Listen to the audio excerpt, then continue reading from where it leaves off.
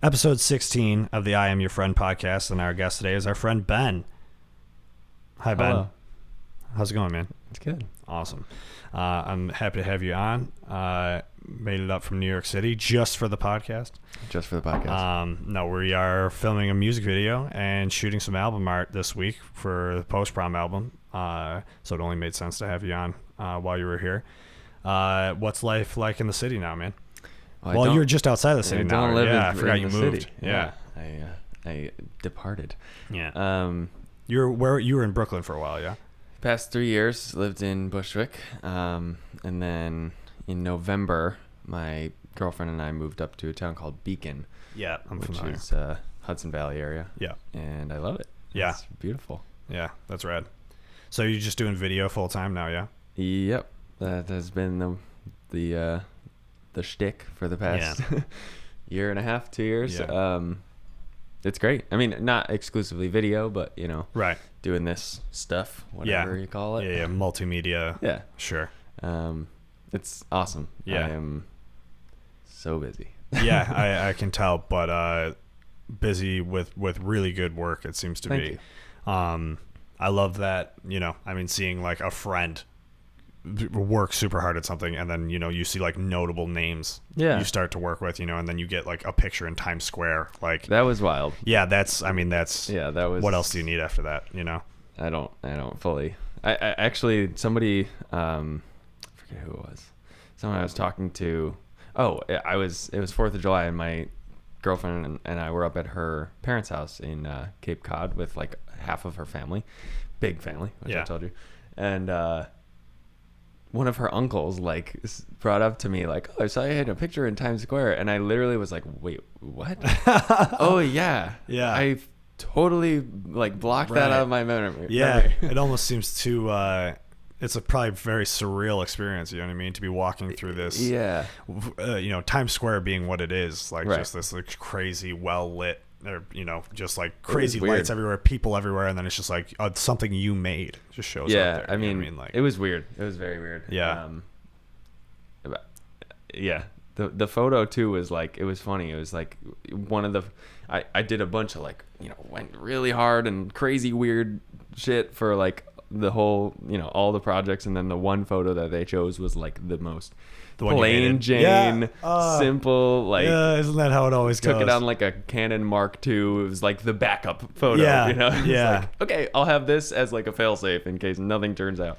Wow, that's so funny. That seems like isn't that how it goes? You know what I mean? Like, that's like, I feel like that's such a good metaphor for like capitalism and art in one. You know what I mean? It's like, as an artist, you put so much effort into like trying to pay so close attention to your craft and everything you do, but then the money bags monopoly man says no, this one. It was, I mean, it is what it is. Like, I get it. It was like the press photo, right? Nice, clean, simple, easy.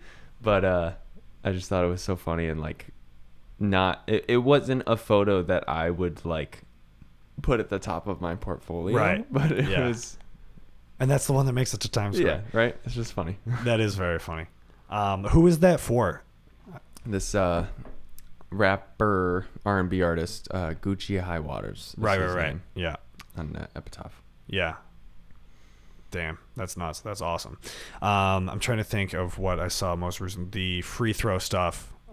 Which did you do the album art for that as well? You worked on that? Yeah. It was I know it was like a group effort for all of it. We hired an awesome illustrator, Michaela Jane is her name, and she's in Chicago. The band and I had like the idea for what we wanted it to be, and I was like, should definitely be an illustration. Like, I can't, they initially they were like not leaning towards illustration, and I was like, it's not gonna. You're talking about like creating a world here. Like, you need to, you're creating a brand new image that doesn't physically exist. So, we had Michaela illustrate the streets and everything, and then I kind of took it from there and put my spin on it and stuff. But yeah. Well, it was really cool. The videos were really well done. I've been listening to that album a lot too. Oh, yeah. That album was really, really good. I think that's my favorite release that they've done so far. And so, I mean, and your connection with free throw is just like when you were playing in Head North, right? Yeah. Like, yeah, we've been which friends I assume forever. is probably how a lot of this happened, right? Yes. Yeah. Yes. It was very much like, you know, I guess I think back to like the moment that I decided to do this stuff was like, you know, I was working at a coffee shop in New York for like 50 hours a week and hating it. Yeah. And I just hit like a wall of like, I can't live like this anymore. And I don't know, I just had like a realization, like once I, you know, I was like, you know, taking film camera pictures around all the time and just like enjoyed it as like a hobby in that regard for years before that. But I don't know, I think I just had a moment of like, I know so many band people, I'm just gonna hit them up, you know. Yeah. And I just started doing that, and you know, I definitely did not like, it was very much like, hey, I will do this for you for free, to like, can I please just start doing just give me this? a shot. Yeah. Yeah. And I don't know, one thing led to another, and people liked what I was doing. Hell yeah. That's awesome, dude. That's like, you know, realizing that you hate your job, and then you just start like, because I do this all the time, right? Yeah. I'll just be like, you know, of not selling yourself short, I guess, of believing in what you can do. It's like thinking about playing to your strengths. Yeah. You know, it's like, all right, here's this thing that I really enjoy. Yeah. Right. And it's like, how can I figure this out? You know what I mean? It's like, oh, and I have this network of people. There's got to be some way I can, you know, exactly. Yeah. Cross them. It was very much like a fucking whatever, we'll see what happens moment. Like I didn't really think too much about like, well, I'm quitting my job, right? And I don't necessarily have like income lined up. It was kind of just like, you know, worst case scenario, I have to move out and I gotta go home. Yep. But at least you went for it. Yeah. Like why the hell else am I here? Yeah. You know, 1000%. So yeah, and it worked out. There's a like YouTuber guy, Gary V, that I've heard that he's kind of lame, but like he says some good shit. And there's this thing that he said that I remember that just stuck with me, that was like, you can always find another shitty job. Oh yeah. It's like, dude, do what you want and do what makes you happy. You can always find another shitty job, you know?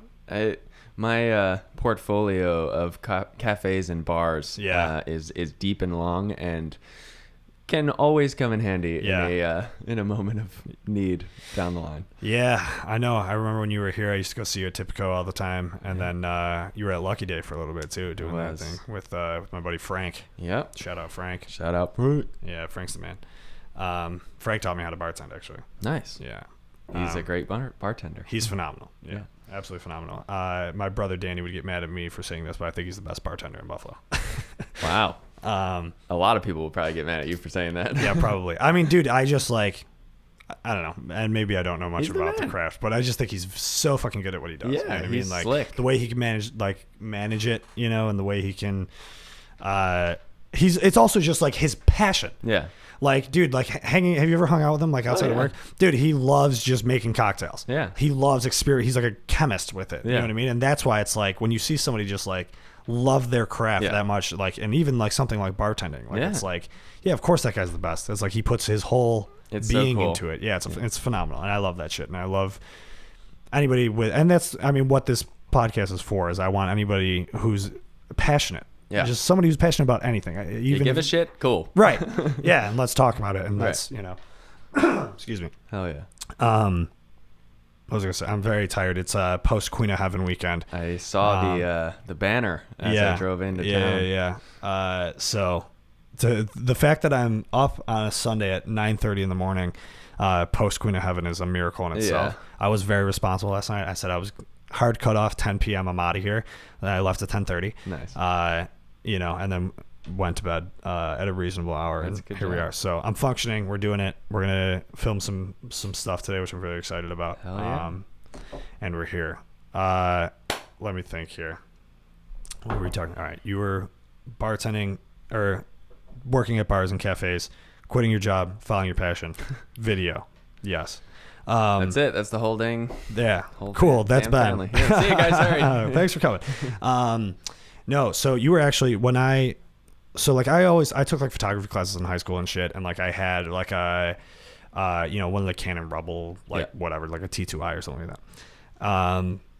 And that was like, I always liked it, but when like film started to make a comeback, I was like, oh, this seems way more what I would want to do. You know what I mean? Like, I like the simplicity of it. Because like a DSLR, like for me, it's just like there's too much going on. You know what I mean? It's like there's so many different options. You've got like an encyclopedia of settings in there, and it's just like the simplicity of a film camera, that it's all mechanical. Like you don't get you have your finite number of shots, which makes you appreciate and take the time for each shot more. Like, and you were the first person I remember. I don't know why I remember this, but at Mohawk Place, we had a conversation. I was just like, can you just recommend me just like a starter? And you were like, yeah, the Canon AE1, and now I have 2 of them. And, I mean, it's still literally my main camera. Oh, for real? Yeah, nice. Yeah, I've got I had a buddy who was like into photography for a little bit, and then he was like, I don't even use this stuff anymore, and just gave me all of it. And it was like a Canon AE1 with a bunch of different lenses and a flash and stuff like that. So I haven't gone out and shot in a while, but that was, my first, and I do enjoy it way more. Like, they're great cameras. It's so fun, and again, it's similar to you. I was just like, this hobby, you know what I mean? It's just super fun to like just go do it. And then same thing so through that, I also got into video. My friend Dish, shout out Dish, had this old like 90s skate camera, basically. Like it's a very GL1. No, the Panasonic. Oh no, the GL1's Canon. Oh, okay, this is a Panasonic. I'll show you it. I got it. But it's super cool. We filmed Super American did the live session at GCR, and I filmed it there. I watched that. I didn't white balance it, so besides that, it was terrible. But with those old cameras, you gotta I didn't know how. I literally had just gotten my hands on it. Like they were basically like, do you have a way of filming this? And I was like, yeah, I'll figure it out. And like, I knew he had that camera, and we have this old film camera or whatever. It's actually like a mini DV or whatever. So I guess it is. It's not actually film, but I do have a Super 8 as well that I have no idea how to use. Nice. But after doing that, I was like, this is like kind of the same moment of being like, I know how to do it. You know what I mean? I have the software. I have the resources to do it. I just fucking... And then same thing. I was like, so now I started just... All my buddies who are in bands, I mean, I'm just like, if any of you guys just want like a video, like it's probably not going to be anything great, but like I'll give it a go and you don't have to pay me. You know? Exactly. And all it comes down to is like, you then have like a reason to play around with that stuff and get better at it. Same thing. And that's what the goal is, just trying to find a way to live that I don't hate. So now it's like same thing. Exactly. Like my brother is works at Casa Azul downtown, super close with the owners. Zena, shout out Zena, who I was talking to her recently, and I was like, she like runs her own social media, but she doesn't have like herself social media. So she like doesn't strategically do anything. You know what I mean? Like she just posts whatever, which is like kind of her vibe. You know what I mean? Like that's what she is all about. That's kind of Casa's thing. But I wanted to like, I basically like threw in like, I'm like, if you want, like I'll run your social media for you. You know what I mean? Like just to get it on like a resume that, hey, I ran their social media. You know what I mean? Of like, and like basically, and like, so that's been like, I'm just trying to throw darts anywhere. Dude, you know what I mean? Let me try to do this because I know you, we have this connection. Let me try it. I'll do it and see if I can try to build a career out of it. You know what I mean? I mean, it's anyone, at least my experience in doing whatever the hell I do, like anyone who thinks that like it is like a one lane thing is just, that's not how it works. Like the reason that I do X, Y, and Z is because I know X, Y, and Z person from this other thing that I did or this other thing, and it's like, and somebody gave you a shot. It's all just you doing you, and like you just continuing to like expand and grow that thing that is you. And it's the same thing with me now trying to tour manage for Super American. Nice. Because I mean, we were on that one run together with them where I was just doing merch. And so this time I was like, I was like, I was talking to Matt about it, and I was just like, can I try to take on a little bit more responsibility? Like I would love to, I would love to make something out of this. And if I can do it once successfully on a tour like this, absolutely. You know what I mean? And it's the same thing. It's like, dude, let me just like, just let me do it. Like you don't have to like pay me up front or anything. test me out. Let me see. You know what I mean? Throw me into the thing. I'm a very like well organized person. I'm very like good at strategically planning stuff. Let me try to fucking run it. You that's know what awesome. I mean? So I think that's gonna be great. TMing is like a incredible job that I admire people that can do that. So, and that's like, I think like of all my strengths that I can play to, like some sort of like program management kind of thing, like any sort of like I feel like I'm just like, that's one of my biggest strengths is like my organizational skills, my management skills of like being able to like wrangle shit together. So I'm like, you know, and it's let me try it. You need that. I mean, man, I think back to like one of my favorite TMs I've ever met, Brad Frey. Shout out Brad Frey. Watching. Probably not. But like I said, dude, I get like 20 views a week, so and it's just our homies. But Brad is Microwave's tour manager, and the dude is just like an engine. Like, you know, talk about like, you know, you got a 3 or 4 band bill of just like idiots, right? You got just 40. You know, not 40, maybe like 25 adult children men, you know, who just like need to be told where to go and when to do it. Yeah. And I anyone who can do that job, I'm like, you are a saint. And I feel like I probably built up that skill from working in bars at such a young age and dealing with figuring out how to handle drunk people. Yeah, you know, because that's basically what it is. Pretty much, not 80% of the time. Yeah. And you get your ass out of bed. We gotta go. Did you ever like do like? Did you ever push cases at the ballroom? No. Oh, okay. A lot of us have, so that's why I feel like most people in the scene. I don't know why. I don't know. It was the worst. Yeah. It sucked doing it. But I met so many TMs from doing it, and that's how I didn't even really know what the job was. Bless you, bud. I should probably turn that way so I'm not sneezing at the camera. That's okay. It's fine. Ugly sneeze. Yeah, but just like I didn't really understand like the behind the scenes stuff that went on, you know, and it's just like, you know, eventually I was pushing cases some days I was the runner. You know, when you're the runner, you're basically just the guy for the TM. Yeah. TM just sends you, so you're working with the TM all day, and that's when I was kind of like, I would fucking love to do that. Like, how do I get on that? You know, so and that's how it starts. You figure out a job exists, and you go, all right, how do I do that? Yeah, and I think you kind of like make your experience for yourself, like with your friends at first, right? And then once that goes well, then you're like, you can say like, oh, actually, I TM'd this tour for this band, right? And it was really just my buddies just like fucking helping me out. It's starting, you know? Right? That's how it goes. Yeah, 1000%. Yeah.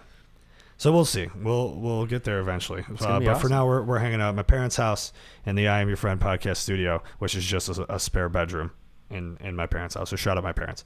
Shout out parents. They just redid their kitchen. It looks great. Thank you. Yeah, that was fun. That was the most stressful time. Yeah, that's hard not like having a kitchen. Yeah, we didn't have a kitchen for 8 weeks.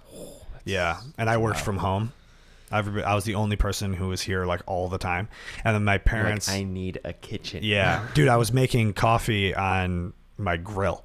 Hell yeah. I had a little side burner on the grill, and I was just heating up water out there and literally making pour over. And it was in the fall. Yeah. It was like early in the morning in the fall, and I'm just like freezing out there fucking making coffee. I need the coffee. Yeah. My therapist said that living through a home renovation is like top 3 most stressful things you could put yourself through. Yeah. Definitely. Which is kind of crazy. It's like when you don't, when your space is like out of whack, like you're fucked. Oh my God. Yeah. I mean, we don't need to fully go down this tangent, but like, I'm sure everybody had their own version of like space interruption as far as COVID goes and stuff. Oh, absolutely. But, I mean, my girlfriend and I were like, for a couple months living at my parents' house, like literally in the living room. And then we were at her parents' house, and then we were like back at her apartment in Brooklyn, which was like a 2-bedroom with her roommate, and my desk was like her dresser. And it was just so like probably the longest stretch of my life. And I have toured for years in very uncomfortable situations. But this past year was like the most, like, I have no personal space for like it was like months. Yeah. On top of everything that was already happening. Yeah. It was such a wild experience. Dude, do you remember that little 5-day run we did with Super American? Like because it was right before everything shut down. We got home like March 9th. Yeah. Or something like I don't somewhere around there. Like first week of March we get home and then everything shuts down the next week. So it was literally the last thing that we did. But what was so funny is I remember us talking about it like in the van, being like, "You heard this COVID thing? Yeah, what is going on with this thing, man? Like everybody's talking about whatever." I remember Ryan Scott Graham literally coming up to me at the merch table and was like, "Bro, what do you think about this whole coronavirus thing?" And I was like, "What do you mean?" He's like, "You think it's real?" And I was like, "Yeah, I think so. I don't know." I'm like, I don't know. I'm not really paying attention to it. Let me get a little closer to you and like. Breathe, yeah. What'd you say, man? Yeah. Let's all hotbox in my halls for 6 hours. Yeah, it was so funny to be like, I don't know, man. Like, people seem to talk about like something crazy is about to happen. I'm like, yeah, I don't know, but we're here playing shows, so there's a bunch of people here, right? And the virus is definitely already spreading like wildfire. It is here. Yeah, it is in this room. I mean, Dan was saying how like we're convinced Dan had it when we were on tour because Dan was just getting over being sick or got sick. I don't know, and then Pat got sick, I think, or Matt did like a few weeks later. I do remember that. Yeah, I don't know. So weird. Yeah. We were but the thing is like, how did we all not get it if we were literally all in a van together, like driving for hours?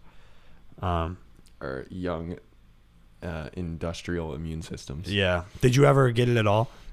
No, not to my knowledge, which was so weird because when we were like still in Brooklyn for like all of March, which was just like hell on earth, literal apocalypse. But my girlfriend did get it. And we were like together every day, and we we're seeing each other, and like neither me or her roommate got it. That's so fucking weird, dude. But it was also like confusing because at that time it was like end of March, so it was only like a couple weeks into the whole thing. It was like they had just discovered that we should probably be wearing masks all the time. Yeah. And so especially in Brooklyn, like the testing was you couldn't.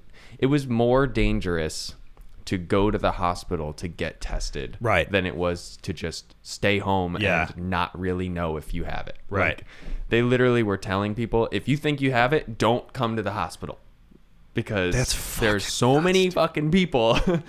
It is wild, like just like the crazy those first few months, like just the turn of events was just absolutely like apocalyptic. Like it was nuts, man. I can't even imagine being in New York City during it. Like it I mean, to sum it up, it just like changed me. I can imagine. I mean, I think if you came out of this in any part of the world, out of this like not somehow completely changed, like you should be changed. Yeah, for the better, hopefully. Yeah, but I mean, mostly like I don't know how to say, like, not my view of New York, because I will always love New York, but like there was something in me that as soon as that happened and I like experienced the city in that way, I didn't feel that like I need to be here. Pull. Right. It is. I mean, instant. I feel like that is something that kind of changed, like New York is like, you look at it as just like this super fast paced city, you know what I mean? With millions of people, and like everybody's just like existing in their own way. You know what I mean? And like, and that is like, it's the most competitive scene for anything. So it's like, if you're going to New York City, you're fucking going for it, and you're going to try to grind your fucking ass off and and try to make your way up this jungle. And then when everything shut down and they go, oh, you can do anything you want remotely. And then it's like, oh, okay, so it wasn't the city. And I think at least for me, the like energy and the excitement of that like drew me to it in the first place, of like people all the time, everything's going on all the time, like always the next thing, hustle, stimulating. That's what I love it. Yeah, that's what I love about New York. And that's what I love, what drew me there. But I think when COVID happened and like I immediately saw it in this completely different light of like, we are a cesspool of people like piled on top of each other, and like, we're not supposed to live like this. No, and when something like this happens, it like immediately like I was just like, okay, I see why this does not make sense right now. Right. Yeah. You reverse engineer everything. Exactly. You're like, wait a minute. Yeah. I mean, dude, they had an outside look is. I also lived like 2 blocks from like one of the biggest hospitals in Brooklyn, which did not help the like mental health of the experience. Yeah. It was quite literally like ambulance sirens 24/7, like never stopped. And, there was like trucks of bodies on this. They were blocking off streets so that they could have these like morgue trucks, and it was just really like jarring. And the trucks were like the most. I mean, I don't want to keep talking about this. No, you're good. I mean, I think that's an important experience to share because there's, especially like in Buffalo, where like, I don't know, you have more wide open spaces, and you have a lot of, probably most people didn't experience it firsthand and like understand what was actually happening. So it's like sharing an experience like that, and then to compare it to like some fucking guy who lives in Hamburg, New York, that is just like, oh, it's blown out of proportion. And it's like, and you're like, no, two blocks from my house, they literally were like, a morgue was pouring out into the street. Like, whew, Jesus. Yeah. That's what, I mean, yeah, it was terrifying and weird. And that's what I mean is like that thing just inside of me just changed once that happened. Of course. Yeah. And, then it was just a weird several months after we decided to leave the city. At that time, it was, in the mentality of being temporary. And, we were up here at my parents' house or her parents' house or whatever. And like, is she from Buffalo as well? No, she grew up in North Jersey. Oh, okay. But her parents live in Cape Cod now. Oh, cool. So we spent a couple months there, like in the second half of summer last year. Like coming from that experience in the city and then, having a totally different experience here or a totally different experience there, like seeing, just like interacting with people and how different people and how they were all like interpreting this experience differently based on like how they were exposed to it. Right. Sure. It was tough, honestly. Like it was really hard for both of us because we had like literal PTSD from this. Of course, yeah. It was like, someone we knew because we were in this new place with different experience. Someone we knew had a different approach to it. Sure. And we were just like so jarred by it. Yeah. Like yeah. It was tough. A lot of like, wow, that's really interesting to think about. Yeah. Like where when you experience it firsthand and see something that traumatic and then you go to somewhere where like they might have not, and see how they approach it, where you are like now terrified of this virus, obviously, you know what I mean? Where somebody who hasn't really seen what it can do and just only sees it on TV. Yeah. It's like, and their approach to it and like, you're like, what the fuck are you doing? Yeah. You know what I mean, we had to have like, cause that just made me realize, so not to cut you off, I apologize, but I just had a crazy moment of realization that when like last June, when things started to open up for the first time before like the second wave hit, me and my college friends went camping. Okay. I don't even remember where it was, but it was like an hour from here, and it was at my friend Abby's cabin, her family cabin, and she was living in New York City.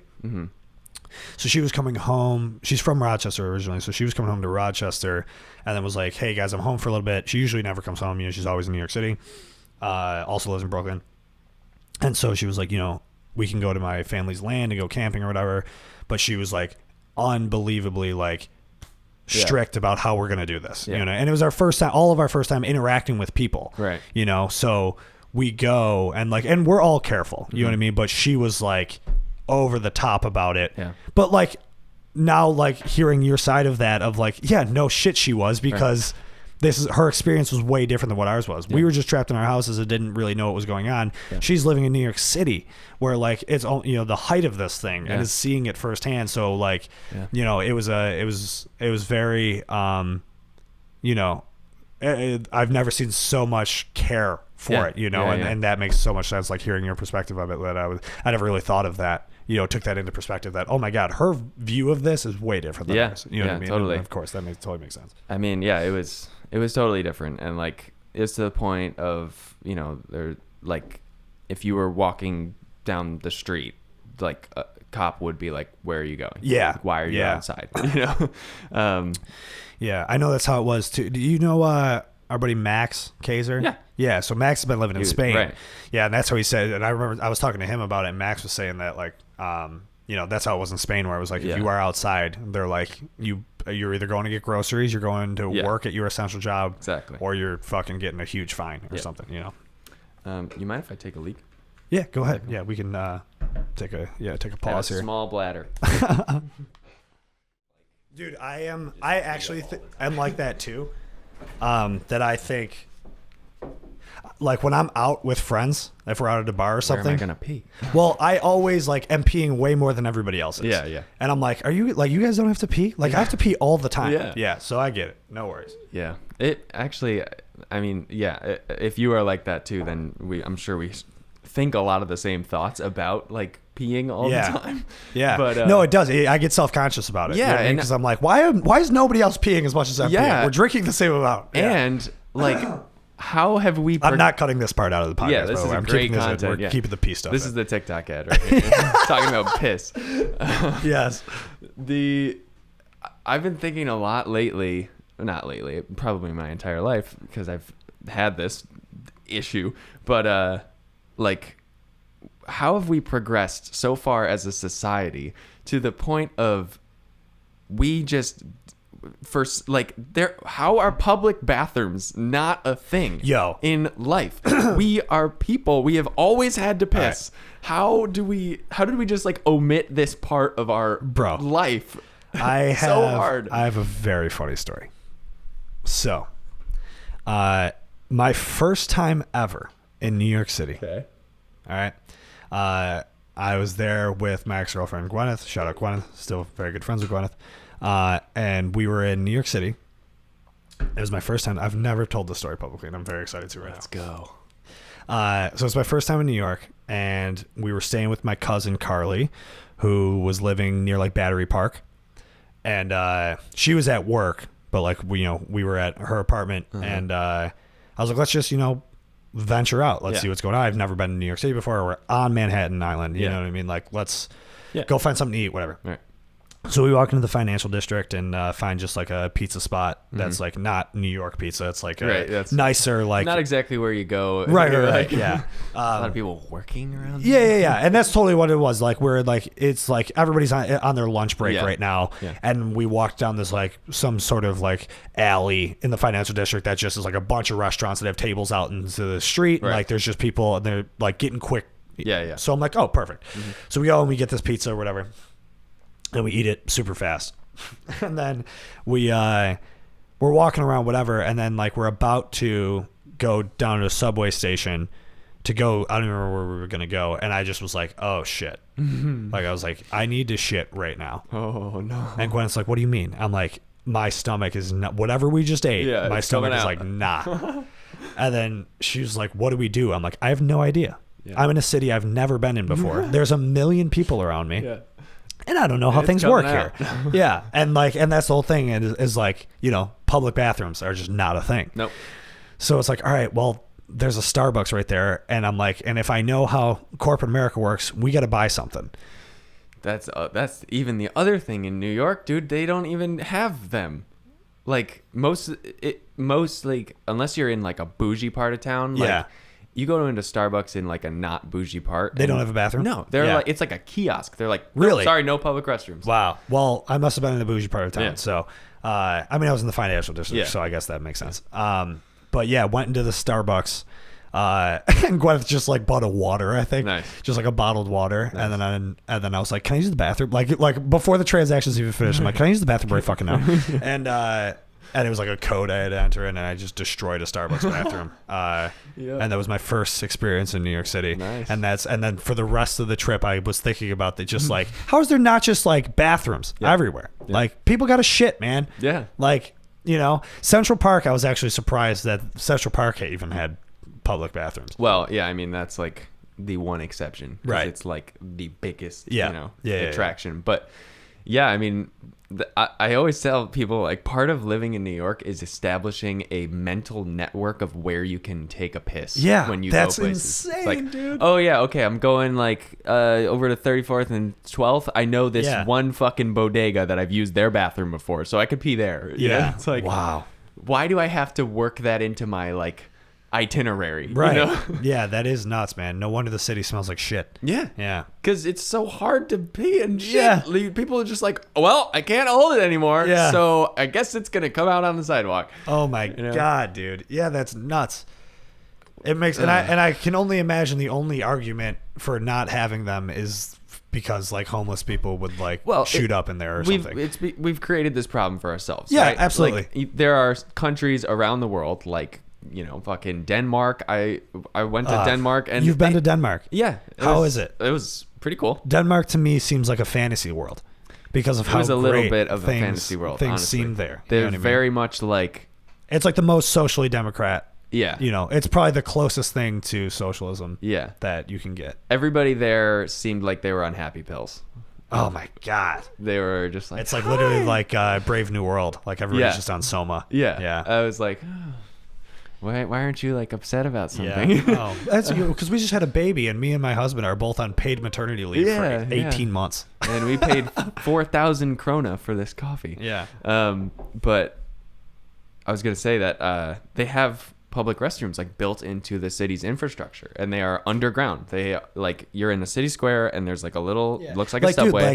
Dude, like the subway stations. There should just be public bathrooms in all the subway stations. Well, you know, right, like I said, they, you know, created this problem for ourselves, right? Like homelessness is a problem in itself, right? But like, let's build a city with zero public restroom infrastructure, and then let's you know, economize the city in a way that like forces people into homelessness, and then they have nowhere to go, but we're not going to give them a bathroom because then we have to take care of them, basically, you know. Oh my God, yeah, we live in a we live in a very individualistic society. If the city, you know, if it didn't cost a fucking fortune to live in this city, then we probably wouldn't have as much homeless people, which then wouldn't be a problem to have public restrooms. So. Doesn't it just blow your mind how like some people, like, I don't know if it's some or most, but a lot of people just don't have empathy for, and I'm just like, how? Like, I literally don't know how not to. Yeah.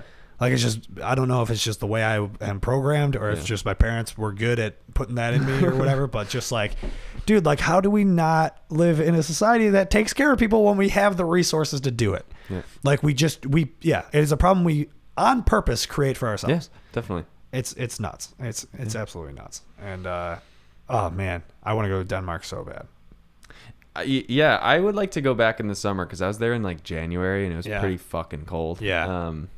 But it was beautiful. Great place. Yeah. Yeah, like I said, everybody was like on happy pills. So yeah, it's nuts, man. It's crazy how, you know, a place that just, you know, you invest in the infrastructure of your citizens. Yep. Just, dude, it just makes a lot of sense, doesn't it? It is crazy. Like, the more you zoom out and look at things big picture, like, it's hard not to just realize how simple. Yeah. It's just like, dude, you either invest in the like upper class, or you either invest, and it's dangerous getting in. It's not dangerous, but people would think it's dangerous getting into the two, dividing people into the bourgeois and the proletariat, if you will. But yeah, that's what we have here is you have corporations and you have workers. Right. And our society chooses to invest everything into the corporations, and the workers get fucked. And it's like, but if you invest in the workers, it benefits everybody. But then they take less of a cut at the top. Fuck them. Yeah. It drives me nuts. Shout out Bezos. Fucking Jeff Bezos, dude. I thought of a song idea recently that I was talking to Charlie about, of doing like a. Basically, there was just a beautiful metaphor of the timing of the ocean being on fire. Yeah. And Jeff Bezos building a rocket to go to space. Yeah. Like at the same time. Yeah. Like I'm getting the fuck out of here. Because that's what's happening, dude. Is like, and I don't know how a lot of people are not realizing this. Like, dude, the globe is on fire. Yeah. And these dudes who I don't know about caused, but made it way worse. Definitely contributed. and have 100% power to help stop it. Yeah. And their solution is to fucking leave. Yeah. They are leaving us here to burn alive, dog. Yep. They don't give a fuck. They made billions of dollars and they built their fucking penis-shaped rockets and they're taking it to where they can inhabit somewhere else. Joyride. Yeah. And build their own fucking dystopian society on a different planet, and we're all going to burn alive. Dude, when I heard that they were doing that, I just started to think about like how massively wasteful it is to just go to space for fun. Yeah. That's like, you're talking, I don't even know how much. The ocean's on fire. Like, jet fuel is like, what, probably the most expensive commodity in the world. And like, we'll just spend a couple $100,000 of it. Like, right. What? Yeah. And half the country is like, that's fucking awesome. Yeah. Yeah. Yeah. For the flex factor. Because that's the society that we live in. Yeah. Fuck off, dude. Oh my God. Yeah. So that's a song idea I'm working on. Of just like, yeah, there's something there. Yeah. The ocean's on fire and the culprits are fleeing the scene in a rocket ship or something like that. I think that's the idea that I came up with, and I was like, I love that. Yeah. I'm as far as songwriting goes, I feel like I'm finally over the just writing about girls. Yeah.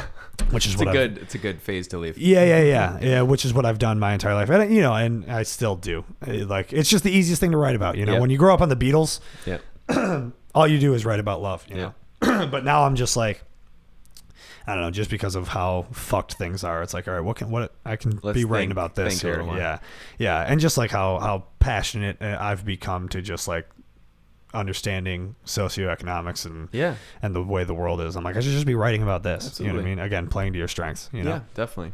Speaking of songwriting, Marigold. What up? That fucking song, "Waiting on Me," is that what it's called? Amazing song. Thanks. Tom Petty as fuck. Hell yeah. Which is your whole vibe, which is amazing. Dude, we were talking about the other night. We were at Queen of Heaven Thursday or Friday night. I've gone 3 days in a row now. They blur together.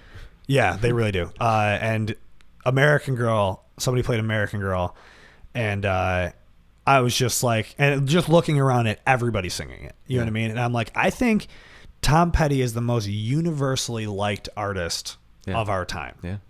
Like, it's just the most universally friendly sound that exists. And it's like so unbelievably American, and it's like, I don't know. And so it's like, and then Charlie might have said, I was like, yeah, that's Ben's like whole thing. Mm-hmm. Like, Ben just fucking loves Tom Petty. I know you do. Him. Yeah. And for that reason, like it is like a universal thing. And he created this music that speaks to any and everyone. Yeah. You could talk to like someone who grew up in punk music, or you could talk to some fucking redneck guy out in the middle of nowhere, and they both like a Tom Petty song. Yeah, absolutely. Well, dude, American Girl is a punk song. It is. Like, at its core, it's a punk song. And You Don't Know How It Feels is literally me. I think Mike Tomasilo was the first one to say it. It was like, You Don't Know How It Feels is the first emo song. Oh, yeah. Like, this dude is just like sad as fuck saying, you don't know how it feels to be me. Yeah. Let's just smoke a joint and fucking whatever. You know what I mean? Just like, wow. Like, yeah, it's the first emo song. So, he, in many, many ways, has guided me through life. Yeah, I would say, like, if there's like a Mount Rushmore of that universally loved American sound, it's like Tom Petty, Neil Young.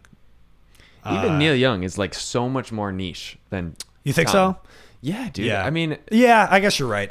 He is. He kind of flows towards one direction of more towards on the folk country. Yeah. Where Tom Petty's more he does vast. It all. Yeah. I mean, I remember when he died, there was this whole like social discussion about like people just kept saying like, I never realized how many Tom Petty songs I know. Right. Like the mainstream, and like I remember seeing a thing on TV where they were just like talking about his career and his life and all the things he did, and it was like literally like this number one hit this number one hit, this number one hit, this number one hit. And it's just like over and over and over and over again. Like, how many artists besides like the Beatles, even like the Rolling Stones, you know, have like maybe what 10, 15 songs worth of like songs everybody fucking knows, but like Tom had like a song at least on each album that like everybody knows, you know, fucking Wildflowers. You know how Wildflowers is the record, man. For me, it's the best record. I think it's the best one for sure. I agree. I've been looking for a vinyl of that for so long. It's hard to come by. I don't know if you know, they've been doing like re-releases and stuff. Okay, that makes sense. It's been a few years since I checked, but I remember a while back I was on Discogs. Yeah. And are you a big vinyl guy? I feel like you. Yeah, I am. Yeah. I don't like obsess over like variants and Oh stuff. no, me neither. But I would just like. You know, I was just looking for Wildflowers in general. There was like a short span where I was like, oh, I want this first pressing. And then I was just like, who the fuck cares? It doesn't matter. It's such a waste of money. Like, you're going to be listening to it. It's going to sound the same. Yeah. So, as a collector's item, great, but I'm not in that realm. But, the Tom Petty Wildflowers album, I remember looking on Discogs, and it was so hard to find. Yeah. And they were going for like so much fucking money. I'm like, dude, I just want to listen to this uncompressed. That ideally is all I want, you know. So if they're repressing it, that's great. I got to get my hands on one. Well, if you're down to spend a few $100s, oh great. Well, they have different options, but they just released like a deluxe version called Wildflowers and All the Rest is what it's called. Okay, I feel like I might have heard about this. Yeah. So basically what happened was when he went to record that album, he had written like 40 songs. Yeah. And they recorded all of them. And then he had wanted it to be this like double album, like super just drawn out thing. And they ended up like obviously cutting a lot of them to have this, you know, just hit record of amazing songs. But he just held on to those for the rest of his career. And I think that right before he died, like starting this project of Wildflowers and All the Rest, like actually releasing Wildflowers album with the full set list that he had originally intended was like one of his last projects. And he had started working on doing that. So his daughter, Adrian, is kind of like leading the Tom Petty estate now. And she's been like, if you follow her on Instagram, she's like, I'm doing this shit for my dad. Like, yeah, that's awesome. Put the whole album out, and like it's amazing. It's like this whole like 7 LP book. I got it. My awesome girlfriend got it for me. Sick. But it's like just a whole book of like never before seen photos and like home recordings of like the first time he like played Wildflowers on the acoustic guitar into a mic. Like, yeah, just the coolest fucking thing I've ever seen. So that is a collectible thing that I really enjoy, but I don't give a fuck about pressings. Yeah, I got over it. I try to get like a lot of the Griselda drops, like the West Side Gun, Counting the Machine, Benny the Butcher, because they do limited releases. Yeah. And as they continue to blow up, and now they're, you know, some of the biggest rappers in the world, which is fucking crazy. You know, I try to get on those drops and try to get those because, you know, you can only get them once. Right. Yeah. And then, I mean, the resale value of them is nuts, which is funny because like I considered that at first, and then I was like, I'm never gonna get rid of these. Right. You know what I mean? I'm just gonna keep these forever. Like I don't give a fuck. You know, about making money off of them. Like I just want them to like have buying them. Stocks, right? Right. Just gonna hold on. Yeah. So vinyl's nuts. I have gone a little nuts with vinyl. I need to take it easy. I've built up quite a collection, and then eventually I was like, I've spent a lot of money. Like, yeah, that's expensive. It's addicting. It's also takes up space. Like that's something that so my girlfriend and I just moved in together in November, and this is my first time like living with a partner, and little things that you don't think about or don't realize, but one of them was like, oh, our vinyl collection basically just doubled in size. Yeah, wow. You know? Yeah. So all of a sudden we had like 7 milk crates worth of records. Right. And you're like, all right, stacking 7 crates on top of each other is not probably ideal. Not working anymore. Yeah. So I had just a milk crate for a while, and then I got like a 1x1, like a, you know, 2 on top of each other kind of thing. I had that, and now I had to upgrade to, I have a 3x3 cube thing. Yeah. And that's I've got one row of it filled so far, so nice. It'll probably fill up quick to the second half. But yep. there's a chance that I'm going to become that guy that's just like my whole wall is just like shelving of records. Yeah. Speaking of which, when you did move in, I saw you posting. You have just been like building shit. Yeah. And just like I got a house now, dude. I'm a carpenter. Yeah, dude. The little practice space you built in your basement is awesome. Thank you. I remember texting you about that because I'm trying to build some acoustic panels for in here, and you use that Rockwool. The shit. That's what everybody swears by. Yeah. And yeah, those little like you movable, kind of almost portable panels that you built has to be amazing. It's great. I love it. Yeah. I also saw you build like the guitar hangers, I think. Like up in you have that little space that and then you have a shelf below it and stuff. Just like the way you're utilizing your space. Yes, yeah. The feng shui. I lived in Brooklyn, dude. I know how to use. Yeah, you space. have to. Yeah, I love that though. I've always been very interested in like not so much like minimalism, like fully, but just like utilizing the space to its fullest potential. Totally. is such a cool idea. It's such a interesting craft in itself.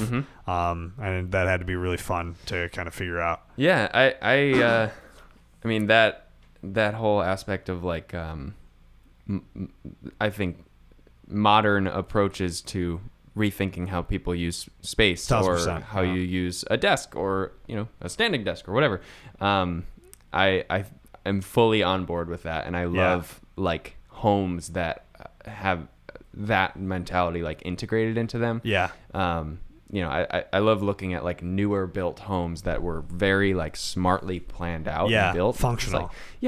Of course. Why? It's like some things are just like so no brainers. Like, why did we never do it like this in the first place? So the kitchen remodel that my parents did, that was like during quarantine.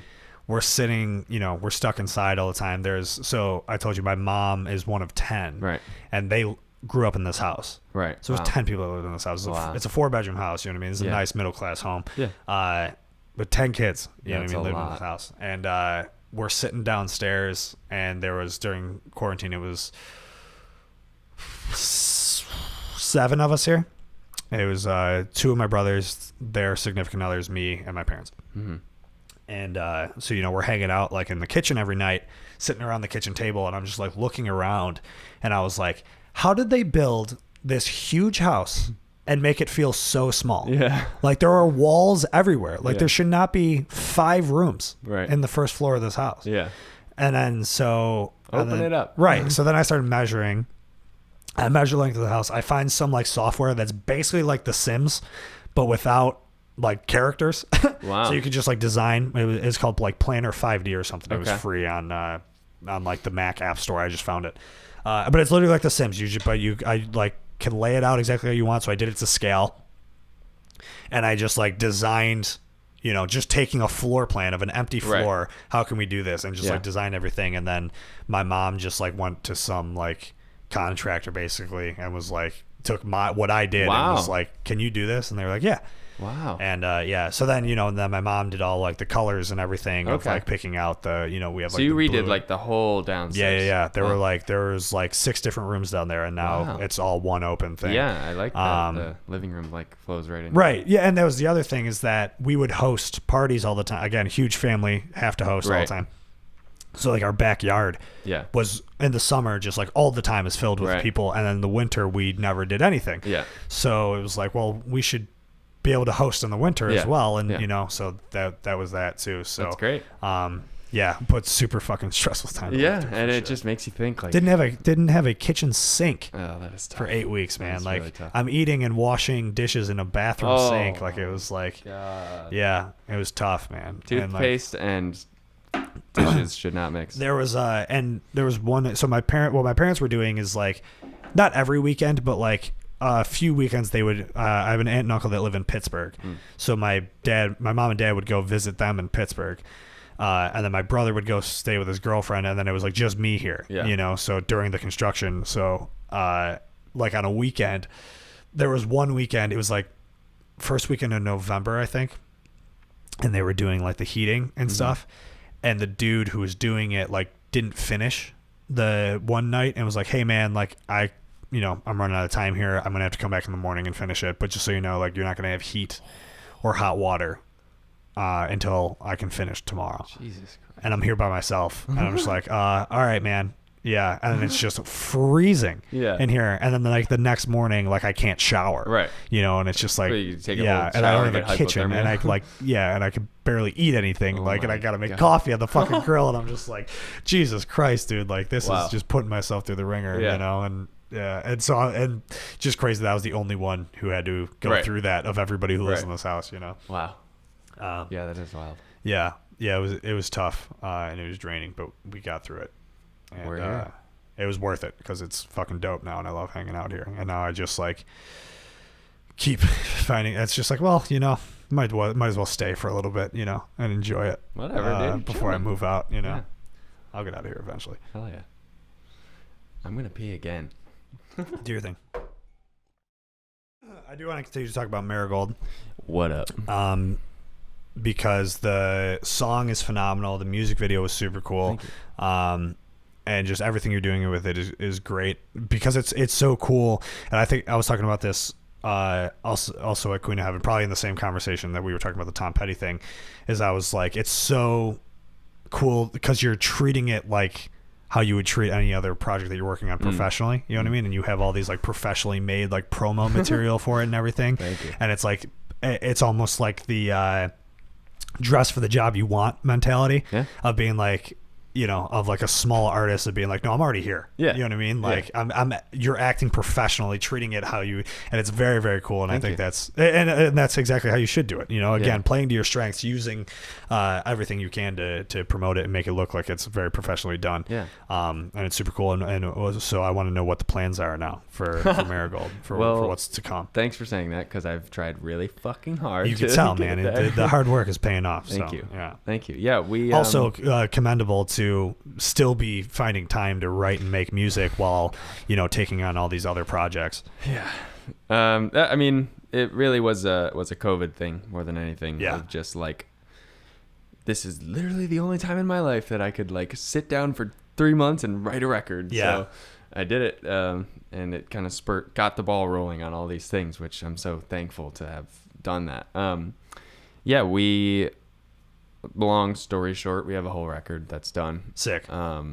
And we are working on putting that out. So awesome. The idea was, let's do one song from it as just a single and video, and get that out there just as like, hey, we're a band. Hello, here we are. Yeah. And now we're kind of working on the like more drawn out like, this is when the record will come out, and work backwards from there. Yeah.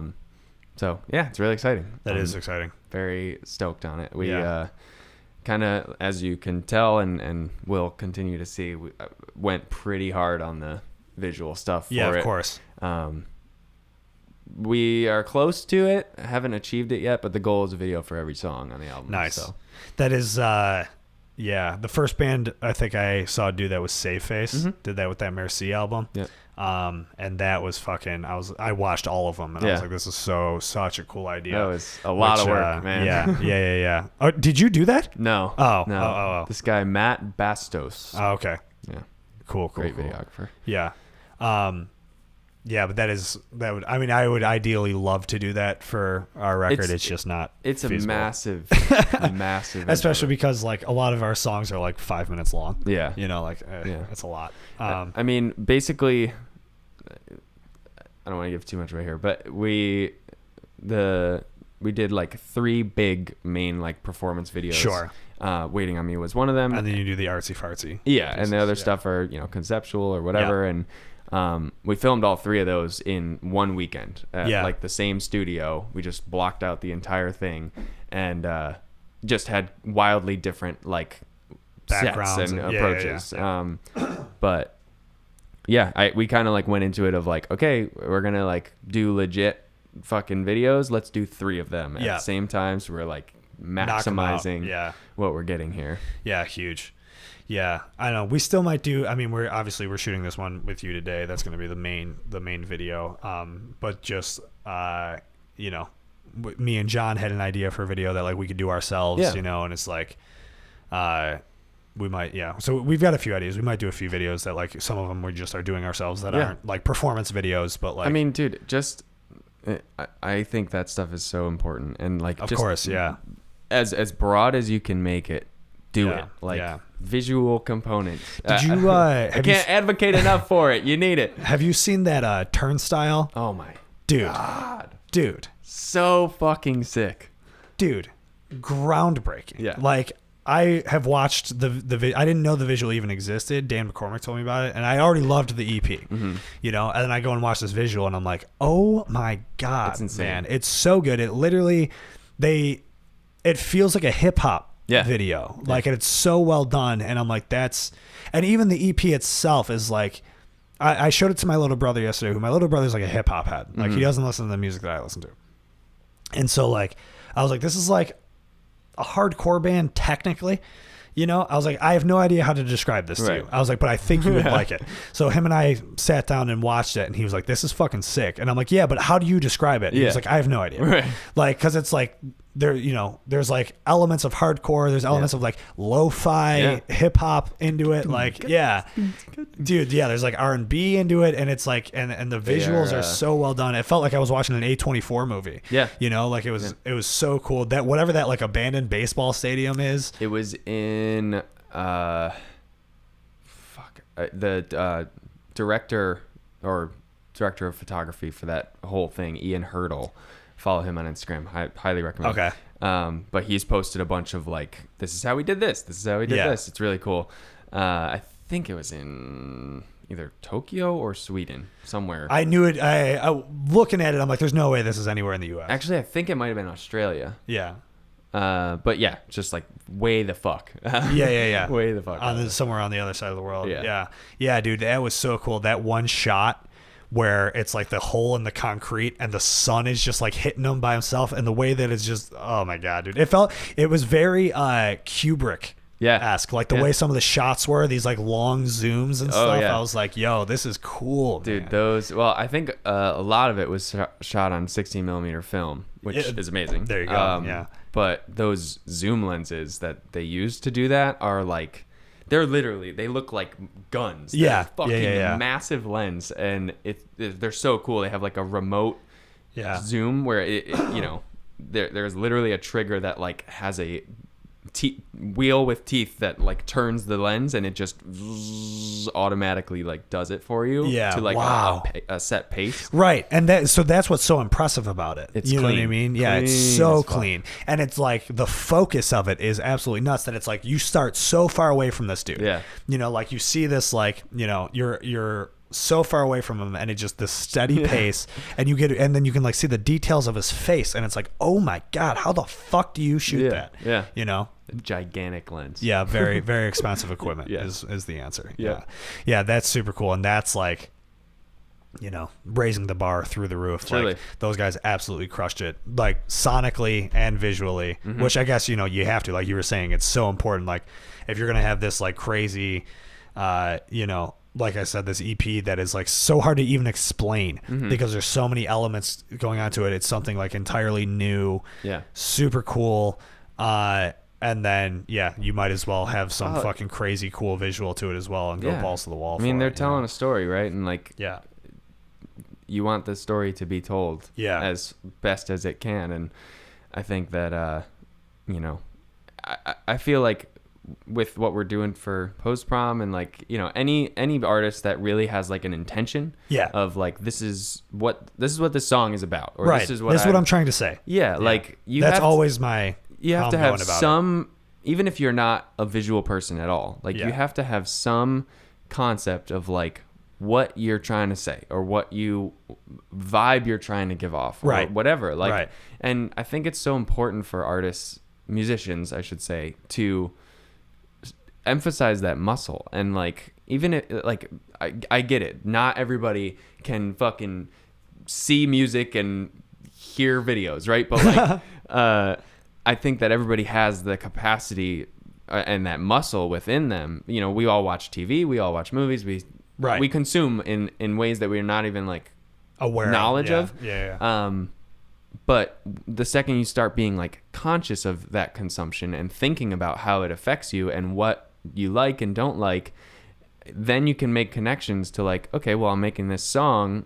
What am I thinking about? What am I seeing in my head when I'm doing this? You know, that muscle I think is so important for artists because they work in tandem. You know, the videos that video I did for Marigold, like, made the fucking song better in a way that I can't really comprehend. For real. And I agree with that so much. Is like when you have a video that's good, there's so many times that like I hear a song and I'm like, good song, whatever. Yeah. But then I see the video and I'm like, I love this song. Yeah. You know what did that for me? Robbers by the 1975. Yeah. Great video. I was a senior in high school and I had never heard of them. And a friend of mine was just like, I feel like you would really like this. Yeah. But she was like, but watch the music video. Okay. I was like, okay. And I watched the music video and I was like, I think about it all the time. I'm like, I don't know if I would have loved this if I didn't see the video. Right. You know, because the Robbers video is like it's amazing. Yeah. For like in 2013, that was the video, you know? And there's a lot, and then the Turnstile EP I already was blown away with, but now that visual is tied to it, I'm like, this is a masterpiece that I'm going to fucking worship art, forever. Yeah. Yeah, dude, it is. It's super important to, and that's why, you know, when we were talking about this, it's like, I want to do a video with Ben, you know, cause it was just like seeing the work that you do for everybody else. I'm like, that's the same amount of effort I want to be putting into this because you know what I mean? Like the thing is like, we made a full length record. We've already put this much into it. It is not time to short out now. Yeah. You know what I mean? Like we have to just go as big as we can, put everything into it. Yeah. Because it's worth it. Absolutely. You know what I mean? Because we believe in the project. Yeah. You know? Yeah. And like all that, like see it through, right? Yeah. Like you did the hard work. Like don't give, like you have to support that, right? Like, I agree. There's a million ways to say it, but make fucking music videos. Yes. Hard work pays off. Yes. Hard work pays off. Hell yeah. All right. We have to get downtown and go do this work and film a music video. Ben, thanks for coming on. Listen to Marigold. Benjamin Lieber, I think, is just your social media, right? For Benjamin your video stuff. Benjamin M. What's your middle name? Michael? Michael. Great. Solid name. It's my father's name. Are you a junior? No. Oh, no. Your father's name is Michael. Got it.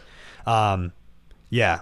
So if you want to see cool music videos, follow Ben and check them out. And then listen to Marigold if you like Tom Petty, which everybody does. You probably should. Yeah. Good stuff. All right. Thanks for coming on, bro. I'll talk to you soon. As in, we're going to go downtown and hang out for the rest of the day. Right. All right. Later. Bye.